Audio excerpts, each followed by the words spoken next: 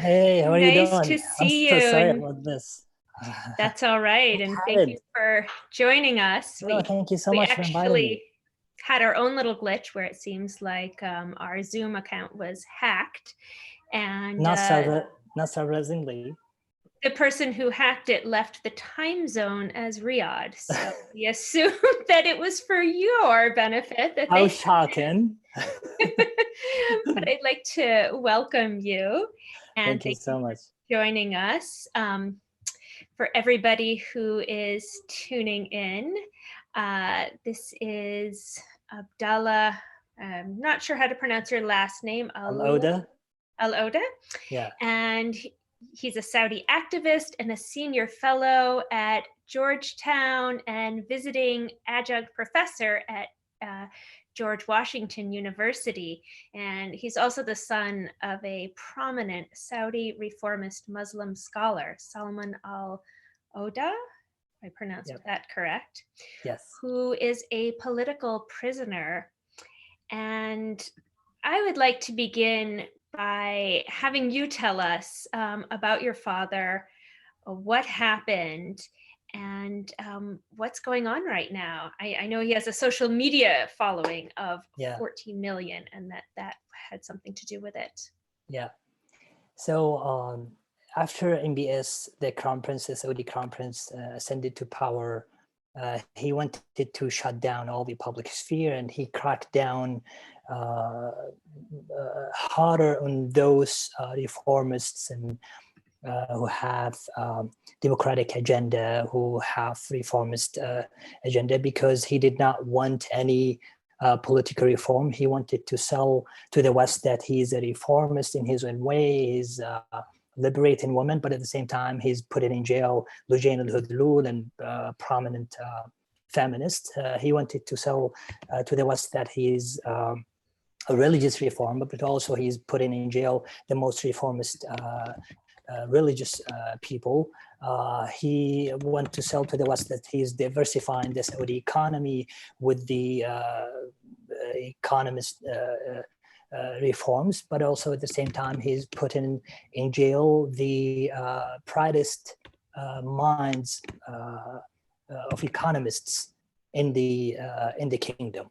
So that's his own way of trying to do two things. One, a very silly, shallow PR campaign to the West that a lot of people like, and try to invest in some circles in the West that did not care much about the dynamics of the Saudi society or the dynamics of the Arab world, the dynamics there, just to take whatever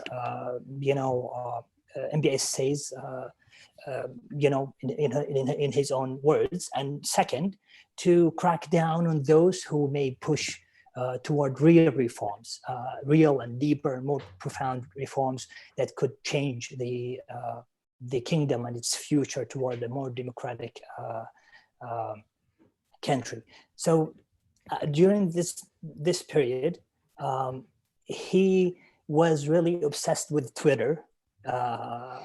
I guess you're not going to be shocked by this.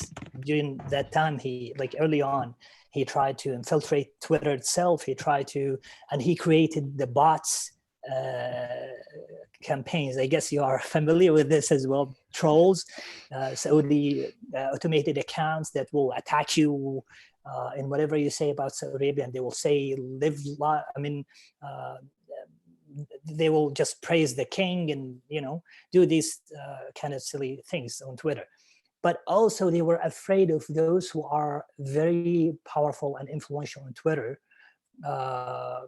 and try to crack down on them, and that's what happened. So my father was the first to be arrested since MBS came to power in 2017. So my father was arrested in 2019 when he disagreed with the kingdom on foreign policy and local policy, asked for reforms, asked for political detainees to be released.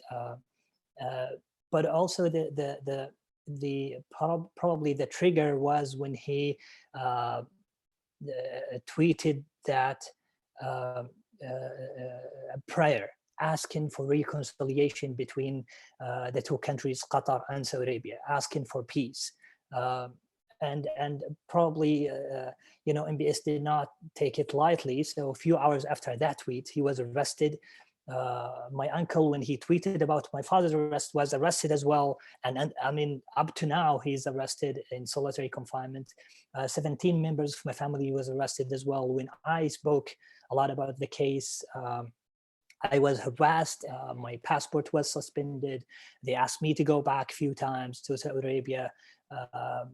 They, try to, harass the family in every way possible. And that's just the simple case of my father. And they, like 1 year after his, and he's still in the solitary confinement, by the way, like 1 year after his arrest in 2018, just 3 weeks before the killing of Khashoggi, they sought death penalty against him on 37 charges, like very bogus, vague, general wording of the charges. Spreading corruption on earth, asking for a freedom that is against the basis of the religious establishment. Very general wording and very. I show once the memorandum to a journalist friend who said, "This is just a democratic manifesto. This is not a charges against your father." So it just these are the thing, and the death penalties request still pending because of the COVID-19 now. Nobody knows what's the condition inside, but it's generally very poor. I'm sorry if this is a very long answer to your Not at very all. specific question. I read that when they asked you to return to Saudi Arabia, they asked you to go to the Saudi embassy. Yeah. And I can imagine that was not a place that you felt comfortable stepping foot. No, never. Yeah, they tried like many different ways of, like one time they offered me a temporary pass. They said, we'll give you, they will not renew your passport, because if we renew your passport, you will be able to go anywhere. But no, we give you another chance. We'll give you a temporary pass. They would only allow you to go back to Saudi Arabia. So this was their, solution and offer. So I said, no, thank you, no. I prefer to be safe. So what's the status of your father's case now? And also, how is his health? And are you worried about coronavirus? Yes, I am. The conditions generally are really poor inside jail. You may have heard like another prominent reformist, Abdullah Al-Hamid, just died, just like in a very, very shocking way because of medical negligence.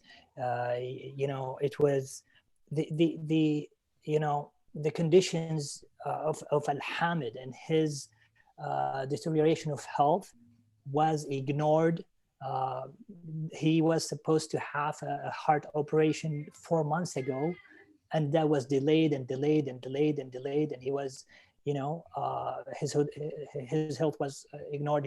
He asked to go to hospital many times, and he was rejected until he developed conditions, and he had a stroke back 10 days ago, 11 days ago. He developed his condition deteriorated, and then he had that stroke, and he passed out in the cell, and 4 hours was left on the floor before they decided to take him to hospital, when it was too late to rescue him. He died just 1 day or 2 or a few days after that. It was shocking how the medical negligence there, and the poor conditions, and how prisoners suffer from this brutality. I mean, Abdullah Al-Hamid, we're talking about Abdullah Al-Hamid, this guy who was a turning point in the constitutional movement in Saudi Arabia, who in 1990 asked for a constitution, basic rights, and elections. Since the 1990, he was arrested by almost every king since he became active in the public sphere. He was arrested by King Fahd. He was arrested by King Abdullah. He was arrested by King Salman.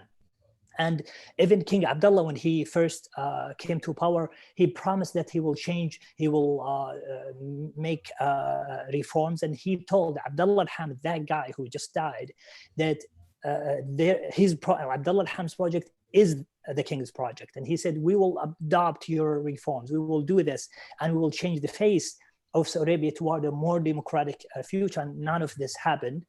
And now we have seen how Abdullah died in this poor condition. We're talking about Abdullah al-Hamid, who was called by Khashoggi once, Abdullah al-Hamid is the Mandela of Saudi Arabia. That's how they treated the reformists and their prominent scholars and activists and economists. So Mohammed bin Salman, MBS, packages himself and markets it himself to the world as a reformer. And indeed, some things have happened.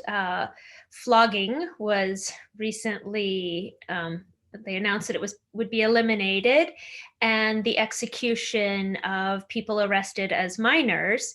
There have been some small achievements for women's rights, yet this is contrasted with the massive increase in executions since MBS came into power. It's contrasted with your father's arrest, with the arrest of the killing of Khashoggi. So many things. Yeah. So how do you balance these, and do these incremental reforms, such as the end of flogging, give you hope or not? Well, not. I mean, what I learned from the past few years, especially from MBS, and how he dealt with all these things, is that he would do a lot of damage in a very short period of time, and will do very little, too late. And we have seen, he just overnight waged a war against Yemen, and caused the worst humanitarian crisis in the Arab Peninsula, the whole Arab Peninsula in Yemen, because of the bombardments, because of how rockets, they horribly defaced cities in Yemen because of this war. And then when he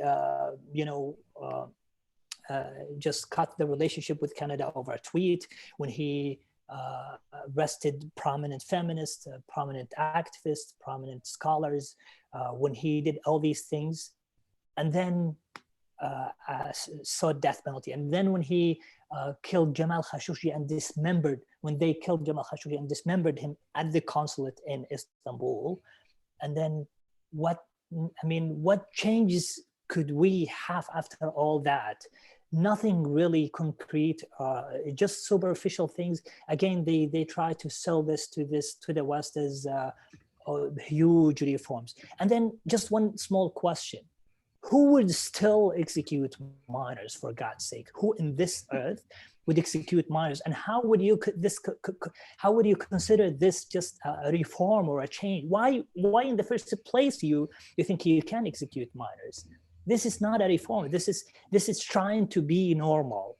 Reforms is when you try to advance, when you try to polish the system or polity you have, when you try to become more democratic. But this is not reform. This is not even the smallest request or the smallest demand that we have. I mean, people asking for just stopping execution from all these people and prisoners of conscience and then all you do is just, okay, yeah, we did this reform, we stopped executing minors. How is that like a huge change, for God's sake? Absolutely. You've talked and written about Article 30 of the Saudi anti-terrorism law and how its language is so vague that the state can really arrest anyone on terrorism charges, including your father, and that this anti-terrorism law is also what has been used to imprison such women's rights activists as Lushain Al-Hathloul. If you could talk about how that law is used, as well as what it's like for women both in prison and the women in your family, their experiences. Sure. Well, this is a very infamous law in Saudi Arabia. So in 2011, during the Arab Spring, when a lot of activists in neighboring countries and our counterparts in Egypt and Tunisia demanded the overthrow of the regime, or demanded really huge democratic regime, the smallest demand that we had in Saudi Arabia is to apply the criminal procedure that we had. Criminal procedures was not ideal in Saudi Arabia, the law itself, but at least was much less bad than the anti-terrorism law. I mean, at least in the criminal procedures, there is like basic rights of having a lawyer. It allows for public trial. It allows for communication.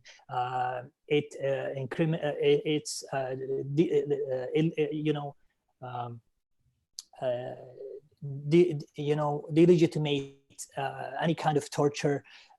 It has these things. But when a lot of people in Saudi Arabia demanded the application of these rights, the response of the government was that, well, you guys asked to apply the law. We're gonna enact another law that we're gonna follow, and this law is going to legitimize whatever violation that we had in the past, and therefore we're gonna act according to the law, in violation of any human rights principles or any basics. And that's what happened. That's when they enacted the law, the anti-terrorism law.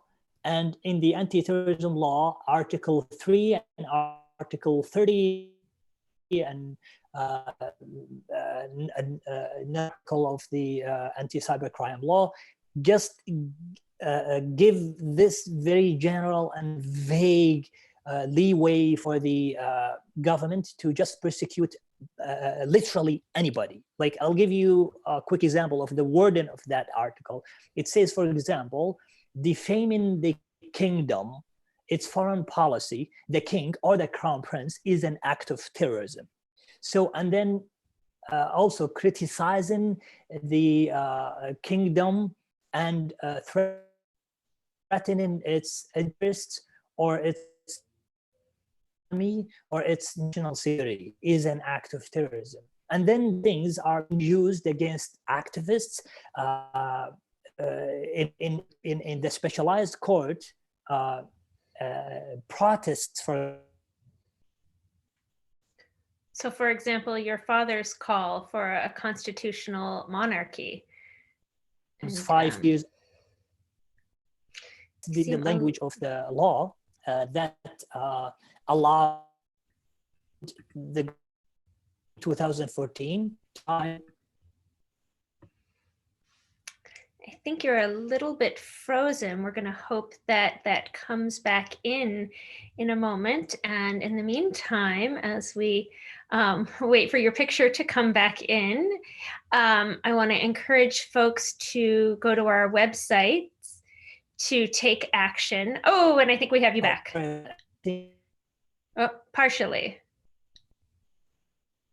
Okay. Yeah.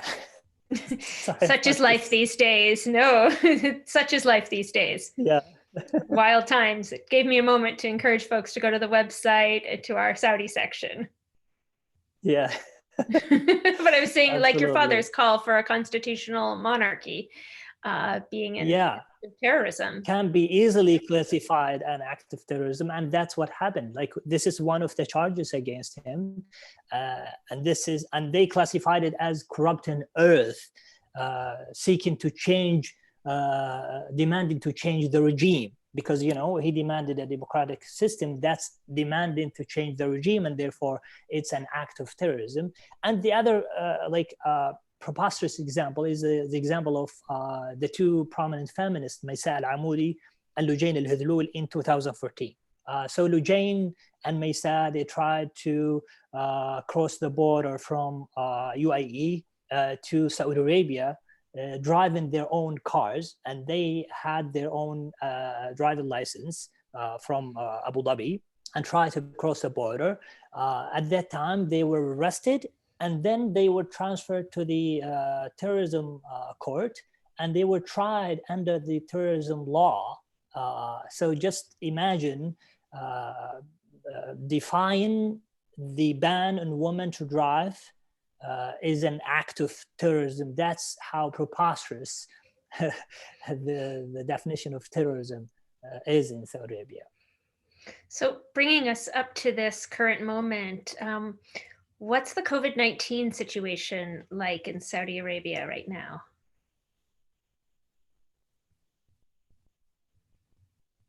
Oh, could you hear me? Oh, we might have lost you again for a moment. So I want to, while we wait for Zoom and Wi-Fi to come back in. Oh, there, we have you back. Yes, I can. Oh, possibly. Yeah. Okay. Sorry about this. No. Technology and possibly the Saudis again. Yeah. Who knows? Yeah. So yeah, the COVID-19. I mean, when we speak about Saudi Arabia, there is like a lack, or actually non-existent transparency in Saudi Arabia. It's non-existent, literally. So nobody can speak, nobody can talk, nobody can report a case. We knew, like, as activists and people who follow hospitals and know, you know, families in hospitals, know friends who work, and nurses and doctors, we knew that there were cases before the Saudi first announced there was their first case. And they tried to politicize it from the first day. They tried to say the first case was from Iran. They tried to, you know, to insinuate that it was kind of conspiracy theory. It's the same thing that's, you know, some alt-right, you know, wing conspiracy theorists here try to, you know, to try to grow this on this country as a conspiracy theories. So they try to say to insinuate that it's the first case was from Iran, and therefore it could be just a conspiracy. And we knew in advance there were few cases, confirmed cases in hospitals way before that. So first they politicized it. Second, there was a whole lack of transparency because newspapers, everything is under the government control. They try to control the information. They try to say that the government has everything under its power. Everything is under control, and we have the best infrastructure. And they try to sell to the people, to the locals, that everybody in the world is impressed by how the Saudi government dealt with coronavirus and how they were successful, and they're trying to imitate its steps and things that the Saudi government has done. That's how they try to sell it to the Saudis. At the same time, they took advantage of this lockdown that they did to so many cities, to try to do two things. One, arrest a few activists, a few famous people under the umbrella that they defied the lockdown, or they defied the curfew, and sometimes they just because of tweets and stuff like that. And second, you may have heard about this, they tried to implement the displacement of a tribe in northern Saudi Arabia in order to make room for the mega project of MBS called Nuyum.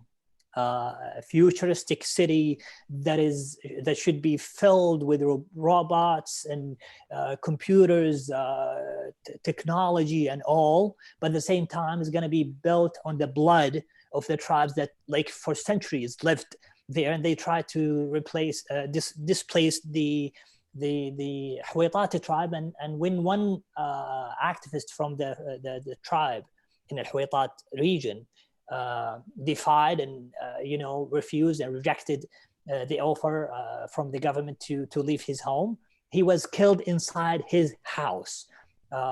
Like special forces came to his house, they killed him.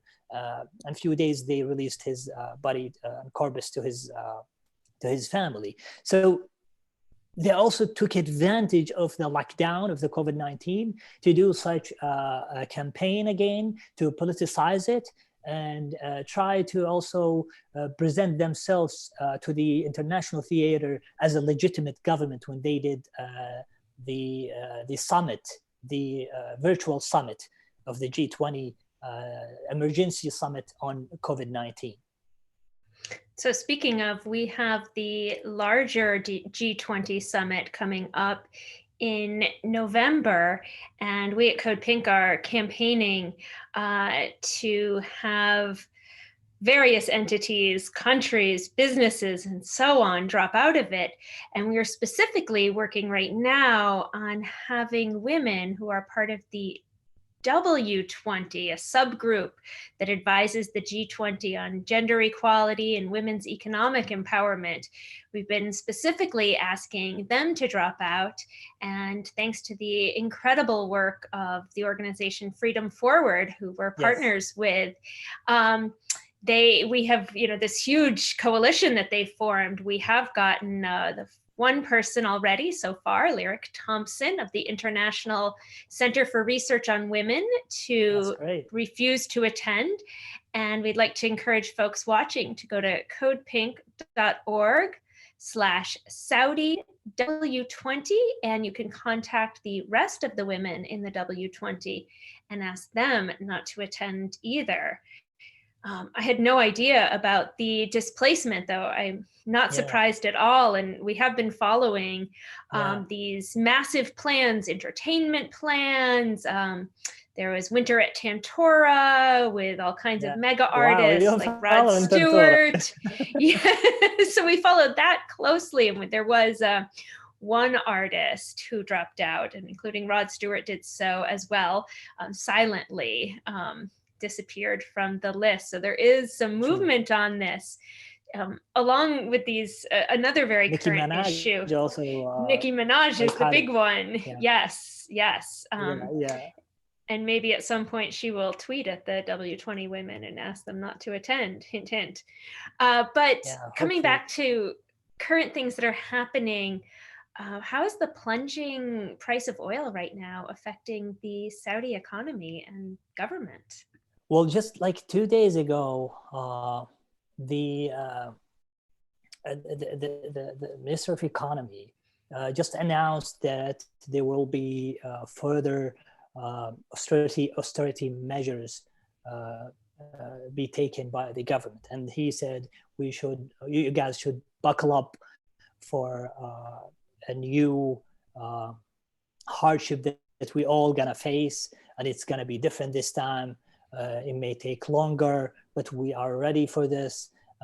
So he was warned, and even after this, the stock market in Saudi Arabia also went down further. It's now horrible for it's horrible mostly for the less advantaged people. For the marginalized, for those left out, for the what they call foreigners in Saudi Arabia, those who are originally from other countries, African countries and Asian countries, and lived in Saudi Arabia forever, and they were born and raised sometimes for third or four generations. And they were not given citizenship or not given basic rights. They were treated as fifth-class citizens, not even citizens, fifth class, generally. They were not even, they were seen as a threat to the country. They were, especially the Saudi government now is implementing and promoting the ultra-nationalist agenda, ultra-nationalist discourse, where they, for example, paint any non-Saudi as a bad guy, any foreigner as a threat to our own security, where and then they went further to those who are what they call originally non-Saudis. Even if you have citizenship for, a few centuries, but you came from another country at one point in history, you still will be treated as guests, not as citizens. You'll still be treated as residents, not as part of the country and its history. So this rhetoric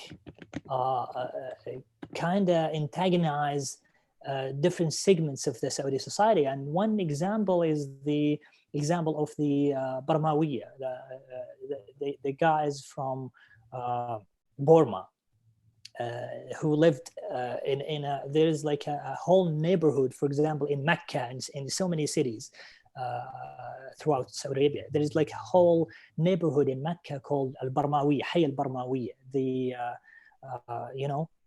Burmaian neighborhood. Like it's filled with these guys, and they were treated. I mean, their neighborhood was in very poor conditions. And speaking of COVID-19, the spread of COVID-19 among those people is just unbelievable. It's the most of the cases were almost among the almost exclusively among those poor communities.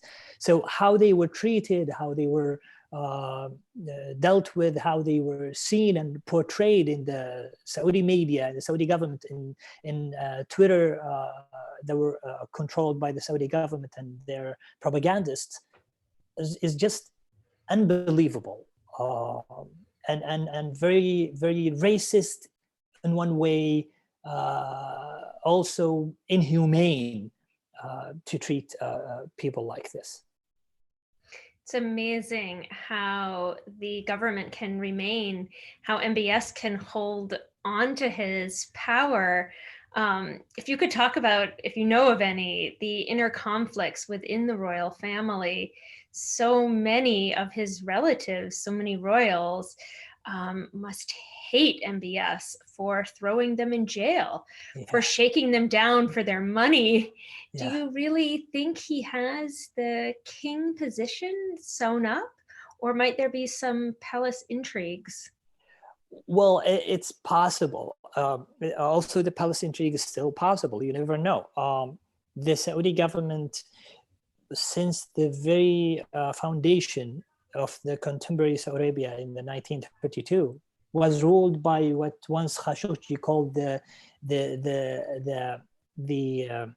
partial checks and balances. It's not the checks and balances that you usually see in democratic countries, but it's a checks and balances within the royal family itself that kept them in power, by the way, and benefited them for very long time and kept them stable.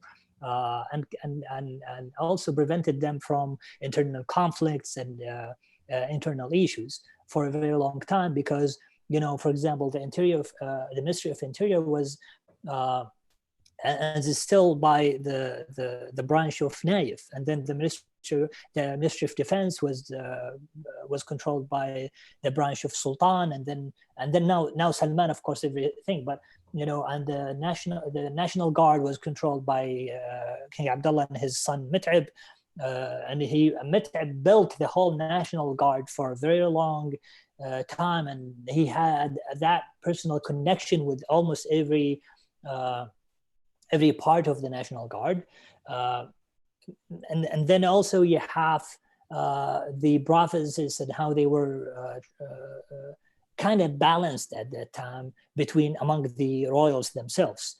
But what happened is that when MBS came to power, he thought that having any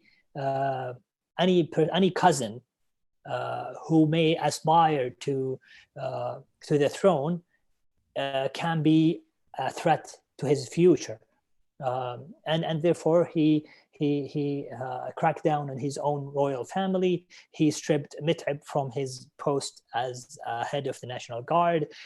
He of course deposed the former crown prince Mohammed bin Naif, appointed himself as the crown prince, from his father, of course. Also, so he did this all to the royal family, and then in order to justify it to the public, he created that corruption, purge on corruption, corruption purge in 2017, November 2017. And I remember the Ukaz, the local newspaper Ukaz at the time, they published the headline was remember the 4th of November. Trying to sell the 4th of November campaign to the Saudis and to the people outside. So he put most of his cousins in the Ritz, tortured them, by the way, and the New York Times published a very important piece about how they were tortured, how they were hanged, how they were beaten with a stick, how were they mistreated in every way.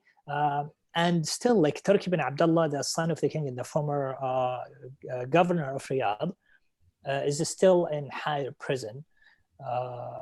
And I heard there was even reports from Reuters and other outlets that he may face terrorism charges.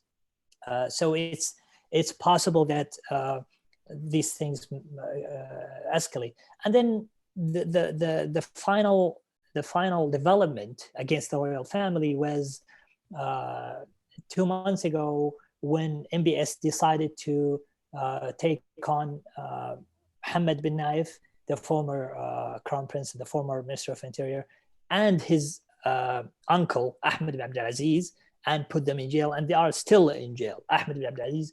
And he cracked down especially on Ahmed because Ahmed was really important. Ahmed, I don't know if I told you this in the past, but Ahmed was almost the only powerful uncle, a full brother of the king, who did not pledge allegiance to Mohammed bin Salman, to MBS.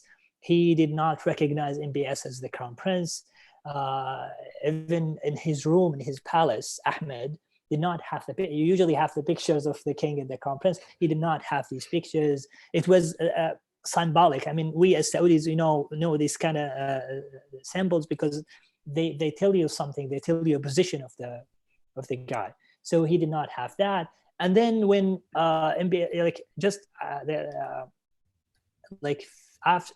before the killing of Khashoggi, he once was at the embassy, the Saudi embassy at the UK, was faced by protesters who said "Down Al Saud," and they protested the war in Yemen. So he stopped at them and he said, "Do not say down Al Saud. Not all Saudis on board with this. It's just 2 people are responsible. The king is his son, and I'm not happy with that." And he said, "If it was up to me, the whole war in Yemen will end tomorrow," or something to that effect. And he also expressed his reservation to the whole policy of the Saudi government. So when Khashoggi was killed at the consulate, he returned to Saudi Arabia under what we heard as the protection from the Americans and the Brits.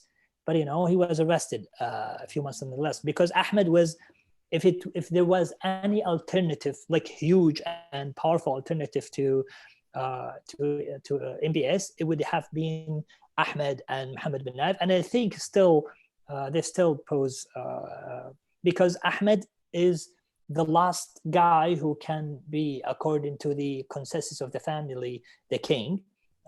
He's a younger brother of the king. He's the son of the founder Abdulaziz, and he also has that consensus During the short period when he was Minister of Interior, Ahmed was also one of the, let's say, he was much less, bad than any other person who held that position. He released shortly after he was Minister of Interior. Unlike any other Minister of Interior, he shortly released a lot of political prisoners. He lifted a lot of ban on a lot of people, allowed some margin for the people to maneuver. It's a very long answer to your question. So fascinating answer, and how absurd for the US to say that they would guarantee his safety, because we know that the US does not hold Saudi accountable in any way. Yeah, and it's shocking that it's not they did not protect him and they broke their promise. It's actually that you can see that there was a report by The Intercept that actually MBS was tipped off by Jared Kushner about the names within the royal family who may resist the rise of MBS's rise to power. I don't know how accurate the report is, but the other report is that MBS, the other probably more verified report, is that MBS once said, Jared Kushner is in my pocket. So he literally said that Jared Kushner is in my pocket, trying to say that the whole American system is compromised. And I think we've seen that play out. I think we've seen, especially after Khashoggi's murder, we've seen that Jared Kushner was in his pocket and there to defend him. Defended him. Exactly. Yeah. So as we start to wind down and finish up, I want to first of all thank you for your incredible bravery in speaking out. It's just really incredible to know you and to know your bravery that way. And I want to ask you, because we at CODEPINK will put up an action and send out an email action alert, what best we can do to help advocate for your father. Thank you.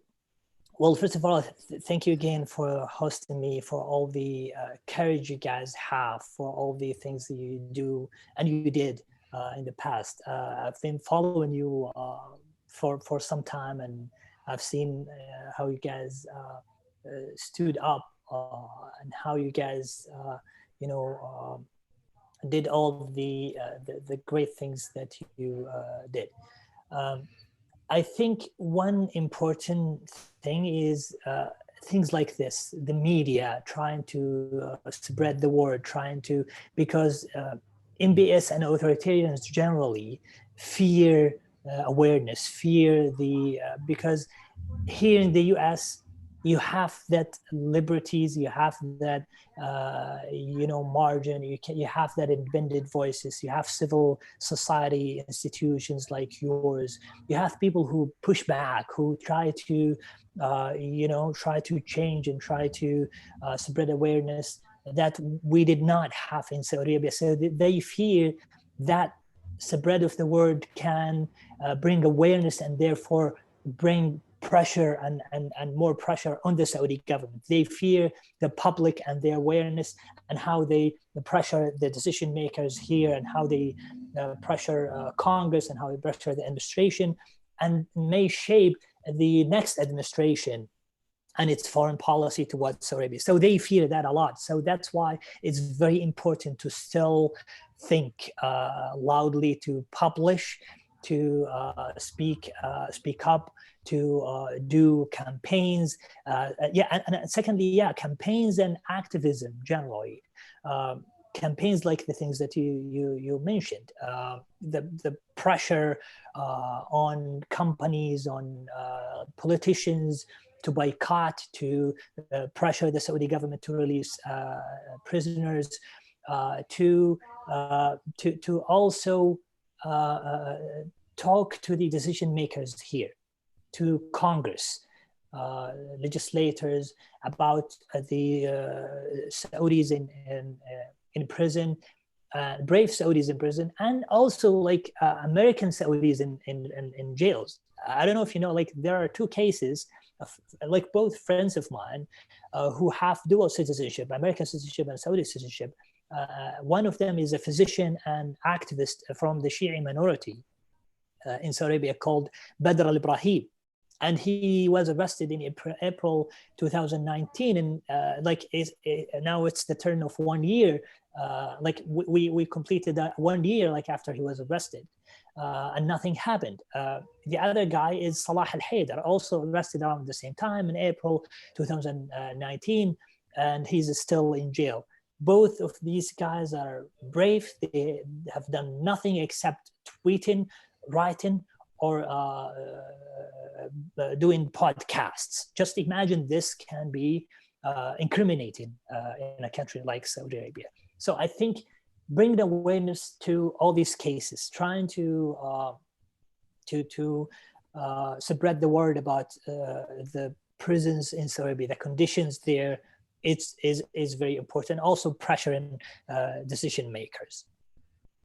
Absolutely, and we will do that. And we want to thank you for joining us and encourage you to stay in touch if there's any news on your father, and he is in our thoughts. Thank you so much. Appreciate it.